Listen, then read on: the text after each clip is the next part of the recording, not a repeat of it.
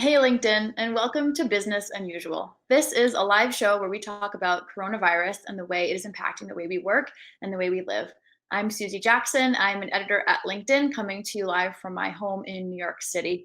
Today on the show, we are going to talk about the post pandemic office. It is going to look a lot different than the office that you left 2 or 3 months ago. Businesses are considering all options as they figure out how to bring employees back in. On the extreme end, we saw news from Twitter this week saying that they were going to allow employees to work from home indefinitely if they chose to do so. On the other end, we're seeing businesses explore some options that sound like sci fi in some cases. They are looking into thermal cameras that can take your temperature remotely. They are looking into apps that can track your location and to score your social distancing to see how far you're staying away from colleagues in the office. Some companies are even considering asking personal health questions of you that may have seemed a little bit outlandish just a few months ago. Some of those questions might even extend to your family. There's a lot of concerns about privacy, a lot of questions about how to reopen offices and do that in a safe way where employees feel confident. And we're going to be talking about that on the show today. If reopening even actually makes sense, we are seeing the LinkedIn Workforce Confidence Index this past week surveyed about 6,000 people across the US, and 55% of those people said that they found working from home to be very effective. That number was a lot higher in intensely digital fields, as you can imagine. Fields like software, finance, media, those folks were saying that they feel pretty good about working from home. There's a lot of challenges, certainly, we've talked a lot about on this show, and we will talk about today. But people are finding that they're making it work for them in a way that was unexpected. Confidence was lower in some other more in-person kind of fields like healthcare, retail, manufacturing. Folks in those fields did not feel as confident about returning, about the prospect of staying remote. We're going to be joined by a few great guests today who are really immersed in this, who are across both the work from home phenomenon back into how our business is thinking about reopening. In a few minutes, I'm going to bring out Chip Cutter. He is a reporter at the Wall Street Journal. He's been covering the gamut of all these issues, talking to a lot of different companies. We're also going to hear from two senior design folks. John Corrish is a change management lead for Arcadis, which is a global consulting and engineering firm. And Jeremy Redding is a principal at the design firm DLR. But I also want to hear from you today in the stream. Drop your comments in, your questions, talk to each other, talk to me. I want to know, are you on one side of this where you're an employee? Is your company already considering bringing you back to work? How do you feel about that? What's going to make you feel safe and confident in getting to work and being there and being productive? Are you an employer who is working through some of these thorny issues, trying to figure out how to keep people feeling safe, keeping them confident, ready to come in and do the work and get collaborative again in whatever new way that's going to take shape. So let us know. Let me know in the comments, drop them in. And with that, we're going to bring on our first guest. We would love to welcome Chip Cutter. Hello, Chip. Hey, Susie. Great to see you. Great. Chip, you are a reporter at the Wall Street Journal. You have been covering this story for months. I know right from the beginning, all the companies switching to work from home, and now through to you're talking to a lot of different companies who are exploring ways where they might safely bring people back into the office. Can you talk to me about some of the strategies that you're seeing these companies weigh and how it feels for them? Are they confident in these strategies, or is it really all just kind of a big experiment? It's absolutely an experiment. There is no playbook here for what companies should do to bring folks back to work. But we've been talking to companies in all sorts of industries over the past couple of weeks, and they're really looking at offices, office by office, taking the floor plans and seeing what do we need to do to adjust all of our spaces to make people feel safe to get them back. So it's really been fascinating for me just to dig into the details and to hear some of what companies are doing. It's everything from creating one-way stairwells and asking people to commit to take the stairs to get into the office so that they can only leave the elevators for folks who really need it, to doing things like ripping out, kind of taking out sugar packets and coffee bars and that sort of thing and putting in rows of microwaves to be able to give, to just have people make their meals there. So it's a range of different strategies, plus the tech side of this. For example, a number of companies are now considering sending people a questionnaire when they wake up every morning, asking people how they're feeling. If you answer the questions correctly, you'll then get a code, a badge to show in the lobby that then would then grant you access to your office. So a whole range of different things here. It's really fascinating. And have you talked to companies at all? How are they talking about implementing these things? Are there new positions that are going to be sprung up that are going to be in charge of collecting all this data and figuring out how to have a conversation with someone who does have a fever, or how to enforce these things? It seems like you need a new function to address all this. You really do. Oftentimes, it's been the chief HR officer who's really been the one spearheading a lot of this. But so think about contact tracing, for example. PwC, the big consulting firm, is launching a contact tracing app later this month, and a number of companies are kind of looking to adopt that. And the way it works, it would show your proximity to somebody who was infected. And so it would be the HR department that would have access to a web portal that would then show you kind of who was in a high degree of risk, who might have been a medium degree of risk based on their proximity to this person within the location. So you just think about something like that. That becomes a giant logistical challenge for an already kind of overtaxed department, kind of having to think through how to do this. So I think a lot of companies are thinking about how we disperse some of these responsibilities across the workforce. Yeah, I want to get to that question of surveillance in a second, but I want to welcome some members to the stream. We have people from all over joining us. We have Cheryl from Connecticut. Hello, welcome. Sammy from Denmark. Diane is coming to us from Texas. Sanket is watching from India today. And Alfred from California. Welcome to you all. We have Kelly commenting that she says, why go into the office when you can work from home? There's no traffic, there's more productivity, fewer carbon emissions, etc. Diana says we need to address social isolation and mental health issues with being at home. I think there's a lot of pros and cons on each side. Chip, getting back to that question of surveillance, you've got employers talking about tracking employees' health, sometimes their families' health even. I know in one of your stories you had a quote from a law professor at NYU saying that employers don't really have much incentive to remove this surveillance once they start to use it. And as we're hearing from you, there's no playbook. So people are kind of piecing this together as they go. What are you seeing in terms of the safety and privacy? Yeah, well, that piece of it becomes really interesting. So, Interpublic, one of the big global ad agencies, is thinking about bucketing employees by risk level. So, the first group that might return to offices are those who may be tested positive for antibodies, even though we know there are issues with those antibody tests, but thinking those may be the lowest risk who could return. Then you get to the second group, and those are perhaps younger workers or those without any pre existing conditions. The riskiest categories they're thinking about would be those who either live with someone who might be considered a vulnerable worker or who are in a vulnerable category, or those who have health conditions themselves. So you think about this and it gets incredibly dicey. It means asking employees to reveal their own health conditions plus those of their roommates, of their spouses. Traditionally, companies have not wanted to do this. This could open them up to all sorts of legal liability. There are some there's some additional leeway that comes in a pandemic, but it's really tricky. Companies want to keep workers safe, but they feel like they maybe need to ask some of these questions in order to do so. And at the same time, you have privacy experts and workers saying they don't know if they feel comfortable with all this. So it gets really murky really fast. Yeah, I agree. And we were just talking about being in the office, or the process of if you're whether or not you're cleared to come into the office. But what about how do you get to the office? I know some of your reporting has focused in on the commute. I have let's see who is in the stream here. I think it was Diane.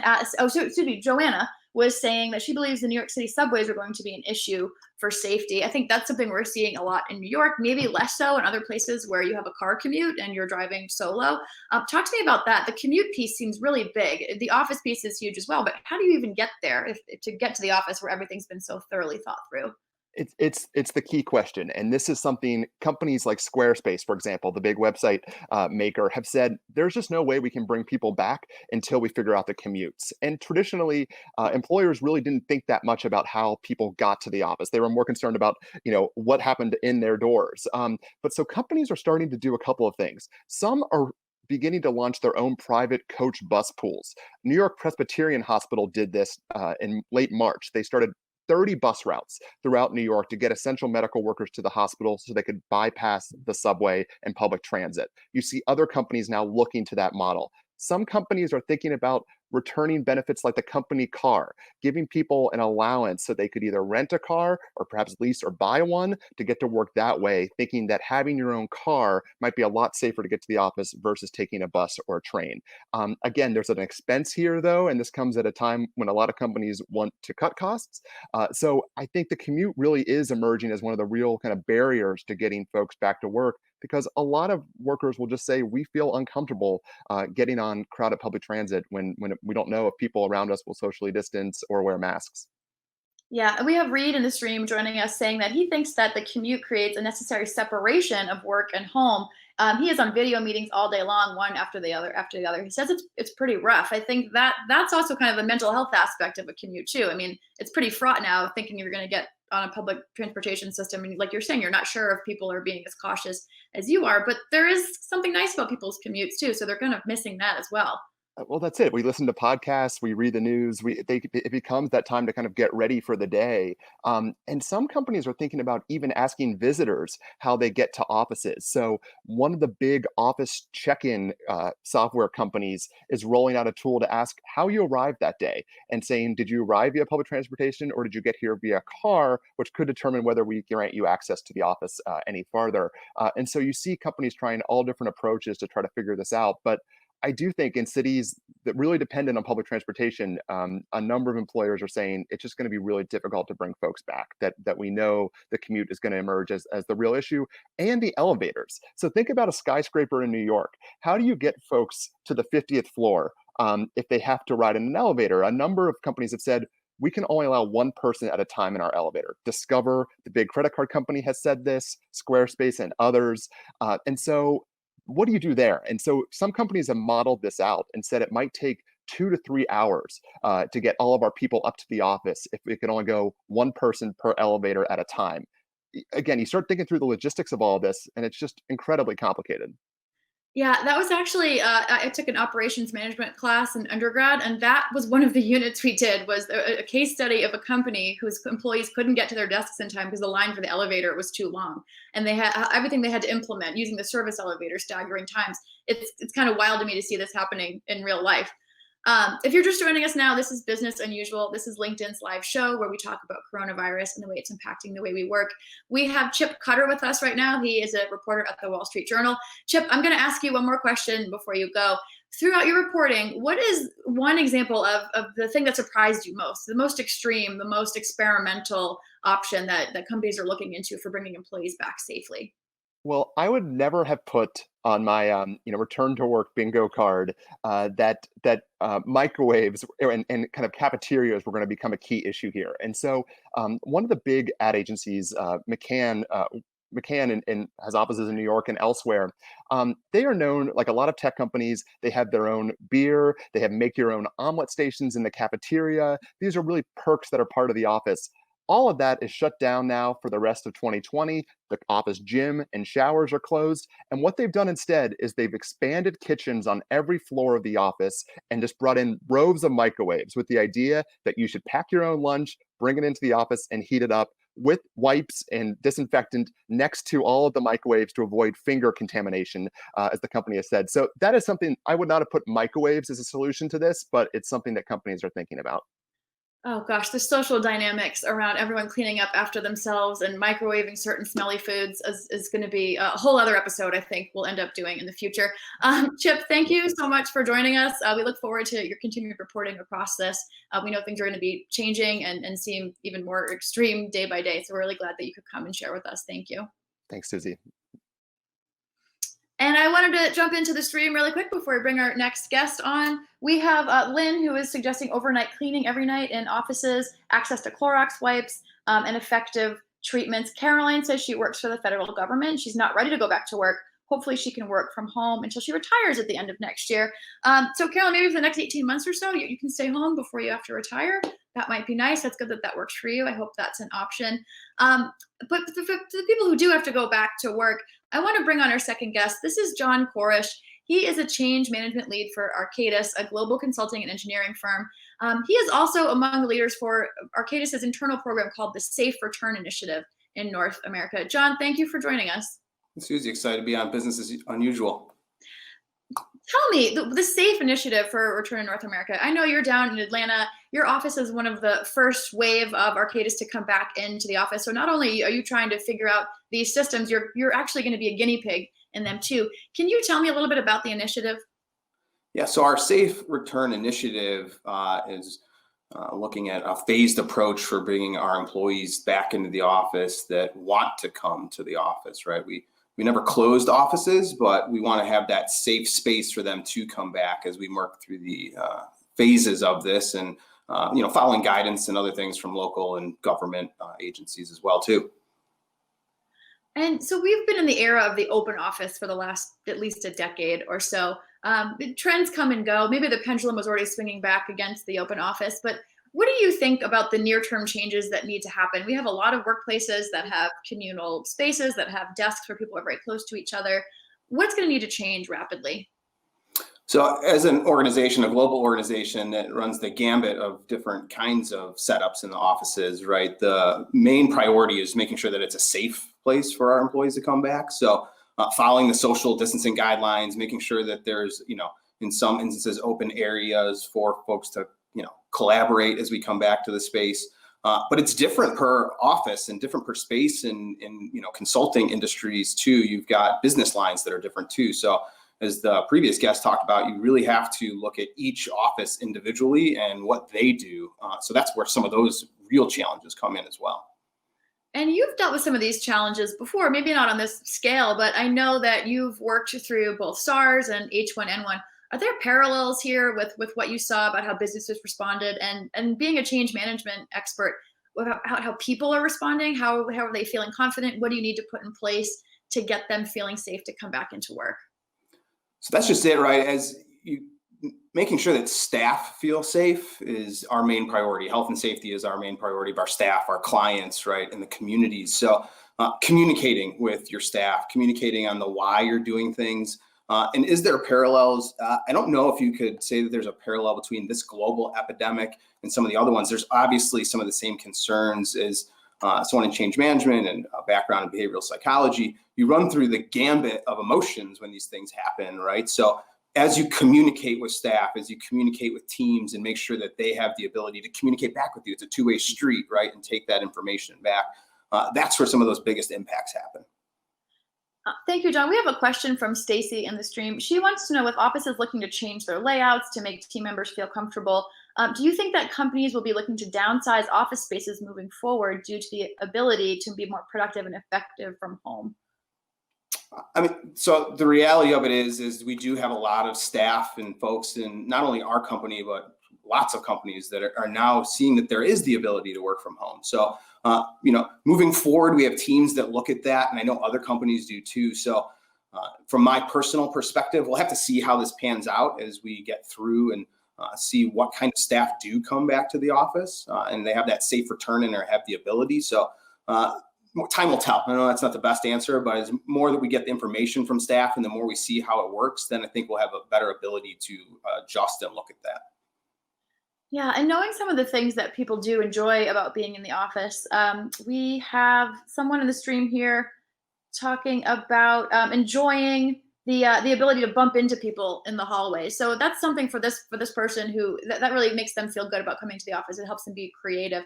What would you say to someone like that who now is looking at the things that they love about being collaborative with people? They might be going away. As a change management expert, how do you kind of anticipate those feelings and get people to feel comfortable with what might be new? So me too. I love being in the office. I love being around people. All right. And I think that is one of the challenges for depending upon the office size and who is in the office or what kind of disciplines there are, right? It's following some social distancing guidelines. That 6 feet, you still have the ability to see people, to smile, to say hello, talk about kids, family, and those things. So there will be a change dynamic as we go through this, as folks are more cognizant of how close they're standing by each other, or as other guests have talked about, right, that there's spaces where you can't do this, or they're tracking things. So there's still the ability to be around people. And I think that's an important aspect too for a lot of companies. We want to be around people, and we want to have those moments where we can say hello. And as the previous guest talked about, there's, and you did too, there's a lot of people that want to get back to the office to see people and just be a part of that. Thank you, John. For my last question, I'm really curious, what is the number one thing you think employers should be thinking through? You've been through this a few times with the SARS and H1N1 to a degree. As employers are considering these sometimes extreme outside of the box options, what should they keep in mind? First and foremost, their employees, but right, the health and safety. You have to look at the health and safety of not only your staff, but your clients and the communities around you. So that's got to be that first priority right there. as we start to do those things and look at, right, what are some of the biggest challenges, it runs the gambit. And I think that only time will tell, right, as we start to learn from learning lessons. As you said, in Atlanta, we're almost that guinea pig. We've learned from this already, and we'll continue to learn. And as a global company, and even North America, we have 108 offices. So each week will be some of that new learning lessons and adapting to that and making sure that we apply those things. So I think listening to your staff, communicating with your staff, and then but being really cognizant of the health and safety of everybody, right, that we've talked about. Yes, John, and thank you so much for joining us, and best of luck to you as you roll out the first phase of your reopening program. I hope it goes really well. Thank you so much. It was a pleasure being on. That was John Corrish. He is in change management for the firm Arcadis, a global design firm. This is Business Unusual. It is a live show where we talk about the ways coronavirus is impacting the way we work. Today, we are exploring the idea of the post-COVID office. Businesses are trying to figure out how to redesign things, how to make sure health and safety of employees is paramount to get people feeling confident and comfortable with coming back into the office. The third guest I'd like to welcome today is Jeremy Redding. He is the principal at the design firm DLR. Jeremy, thank you for joining us today in the show. Good morning, Susie. Thank you. So DLR has been doing a survey. You're up to nearly 1,000 people now, I believe, across the U.S., talking about the shift in mood from working from home and trying to figure out what some of those feelings and behaviors are like, so that when companies do bring people back, they can understand where their employees' heads are at. What have they liked about being at home? What have they not? What needs to change to make them feel comfortable? Can you talk to me a little bit about some of the interesting findings from that survey? Yeah, there's been a couple. Of course, the things that you would expect is people miss just the social interaction, and they miss the accidental meeting and the mentorship that happens from just overhearing all of your coworkers speak. I think one of the things that was a little surprising is the reduced commute time was universal no matter where you lived. I kind of expected it to be maybe more so the case if you live in a large city and your commute's really long, and maybe less so if you're in the Midwest or something where you have a 10 or 15 minute commute.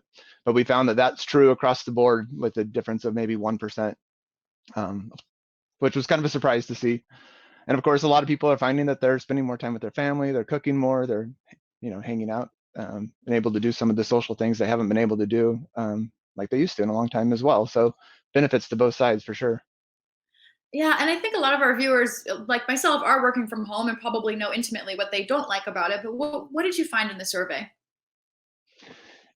We found that people are, of course, having Zoom fatigue and those kinds of things and being on calls nearly all day. And so people tend to be working more now than they were before. And there's a stress with that. I think we get to the end of the week and we're all just exhausted now. But at the same time, I think we're finding that that some people, for some of the tasks you're doing, are also being able to get a lot more done. You're able to get a lot more productivity. And so you're finding just this balance between the two sides. And, what we're starting to look at is what's the best of what was before, if you will, and what's the best of now, and what should that new future look like that combines the best of both of those to create just a new normal. It'll be our different workplace. Yeah, and John was talking about a phased approach to coming back to work as well. I know that's something that DLR has been looking into as well. Can you walk us through that a little bit? Yeah, I mean, we found that just about it breaks down into thirds, that a third of the office is essentially ready to come back now, and a third wants to wait until the next phase of recommendation, and then the last third will come. And I'm looking forward to this first phase, just as everybody's been talking about ways that we think we can come back into the office and what that's going to look like, but we're going to have to test it in real time. How do we actually get people to feel safe? I mean, this comes down to just kind of the Maslow hierarchy, that we have to create safety as that first tier.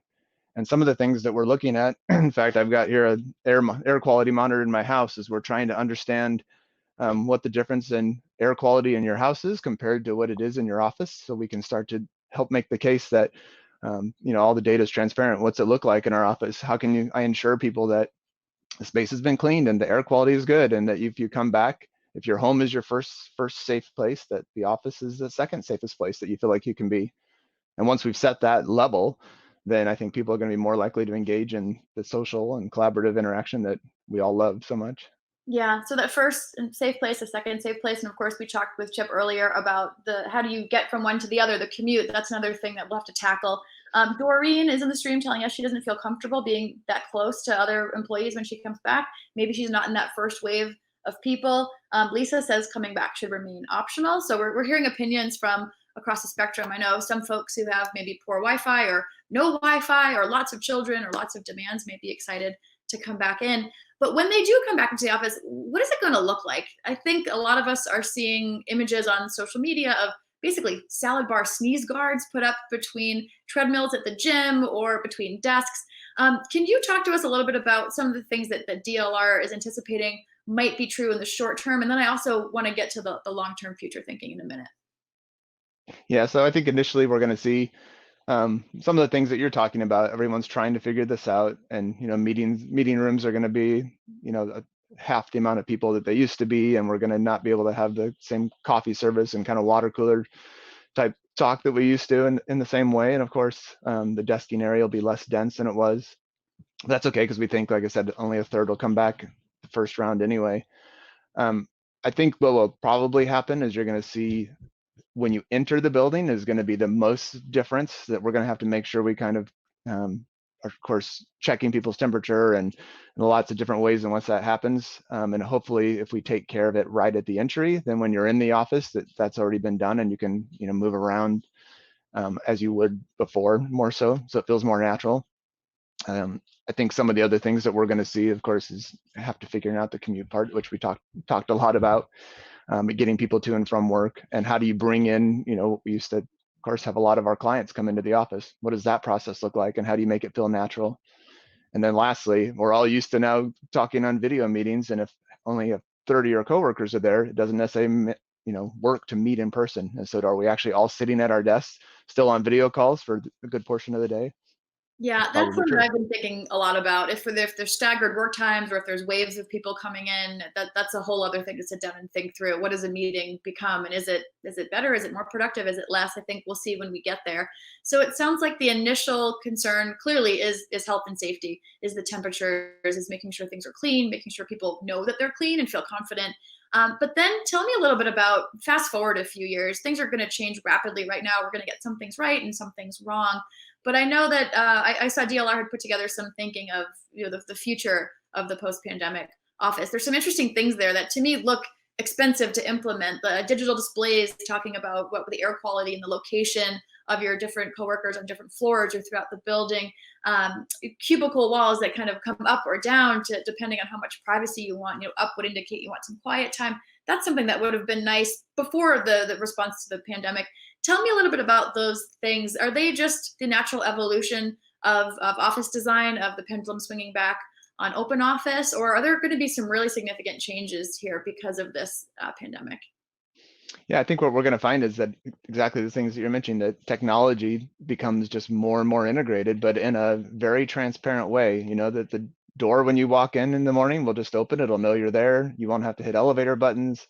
We're going to see, I think, more circulation through stairs and just kind of good, healthy habits integrated. I think meeting rooms are going to change significantly. It won't be just the standard conference table in the middle of a room. It's going to be more specific to the type of collaboration that you want to see. And so we might have a lot of specialized spaces, and probably not a desk for everybody like there is now. We're just going to see working from home is going to be one of those additional modes that becomes part of how you work your day. And so it might be that your quiet work, heads down type of work happens at your house now, and you go into the office later in the day to meet with your teams and do the collaborative stuff. One of the things that we've been talking a lot about, of course, is what does that working from home kit look like? How do you get, part of the reason I think it's worked so well right now is because we had a company culture that people were able to take home with them. So you already had that connection.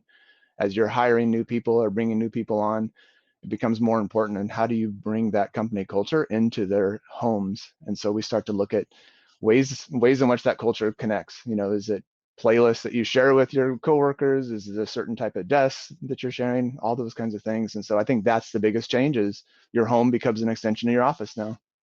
Yeah, I think that is interesting as you start to introduce new colleagues. Right now, I think a lot of us are kind of running on the social capital we've built over weeks, months, and years of working together. But even on the show, we have a producer who just joined us about 3 weeks ago, and we're all getting used to figuring out each other remotely, and it might be months before we ever get to meet her in person. I think, thinking about design in those terms is really interesting as well. We had an interesting comment here in the stream from Mark, who says, in addition to desk spacing in cubes, conference rooms, etc., multi-person bathrooms are going to be a challenge that will have to be thought through.